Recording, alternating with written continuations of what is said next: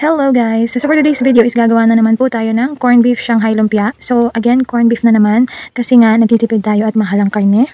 Actually, yung mama ko po ang gumagawa nito. So nagbi-video lang ako. So ayan, magisa-gisa lang po tayo ng bawang at sibuyas dyan. And then after natin magisa yung aromatics is ilagay na din po natin yung 2 can ng malaking corned beef. So recipe po ito ng mama ko. And then after po ng corned beef is ilagay na natin yung mga ginayat na carrots. Pati na rin yung mga ginayat na Baguio beans. So Baguio beans po yan, masarap. So after po niyan is imekos-mekos lang po yan ng mabuti, ayan, para mag-combine lahat. And then nag-add po siya ng isang pack ng ginisa mix na kulay green, ayan. And then sinunod na din po yung sayote, ayan. So mga sayote po yan. So mekos-mekos lang po again hanggang sa maghalo na lahat ng ating mga ingredients, ayan. So konting mix-mix lang yan. At saka hindi naman dapat lutuing mabuti yung mga gulay. And then ilagay na din po itong ginayat din na bell pepper para mas mabango siya.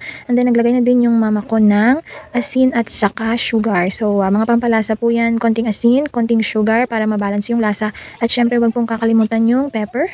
Ayan. Then after ilang minutes po, sinunod niya na rin yung itlog na binate. So nagbati po siya dyan ng itlog tapos nilagyan niya lang ng kaunting harina. Ayan. So ganyan po ang mangyayari. And then i-mix-mix lang po natin yan ng maigi hanggang sa mag-combine na talaga lahat ng mga ingredients. And then nag-add din po pala siya dyan ng ating fried garlic para mas mabango at mas masarap. Ang saya po talaga magluto dito sa kubo sa likod ng bahay namin na ginawa na ni mama na dirty kitchen. Ayan, so dito kami palagi nagluluto. And then, after ilang minutes po is pwede na din natin ilagay yung mga ginayat na cabbage. Ayan, so cabbage po lahat yan. And then, imekos-mekos lang po yan ng mabuti. At ilang minutes na lang ay talagang maluluto na po yan. So parang hinintay lang talaga na mawala yung parang sabaw niya. Parang ma-evaporate na lahat ng sabaw. So ayan, after nga nyan is ilagay po natin sa strainer muna para talagang masala siya ng mabuti at walang liquid na matira.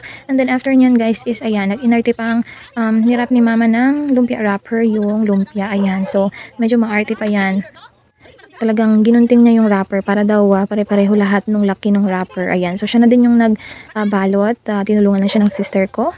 So ganyan, hinati niya sa gitna. Tapos ewan ano bang ginawa niya dyan. Parang nakita niya lang daw. Tapos mas maganda daw pala pag ganyan. Kasi nga pare-pareho lahat ng sizes ng lumpia. Ayan, so konting arte din. So, ang dami pong nagawa namin na lumpia, parang 200 pieces yata. And then, of course, lutuin natin at tikman. Yan po yung magiging itsura niya. And in fairness, magkakasize nga yung mga lumpia at sobrang init pa niyan. Yan po yung kanyang laman. Actually, sobrang sarap pala niya, guys. Ang sarap pala niyang gawing Shanghai yung corned beef. Parang mas masarap pa to kaysa sa karne. So, try nyo na din pang merienda at pang ulam. Pwede din pang handa or kahit anong celebration. Talagang bongga siya. Partneran lang to ng sweet chili sauce o kaya ay ketchup. Talagang perfect na. Pwede kayong gumawa ng maramihan tapos lagay lang din sa freezer at magluto lang kayo kung kailan nyo gusto. So try nyo na guys, okay? Mura to kaysa sa paggamit pa ng karne. So parang gulay lang lahat at konting corned beef. That's all for today. Thank you so much for watching.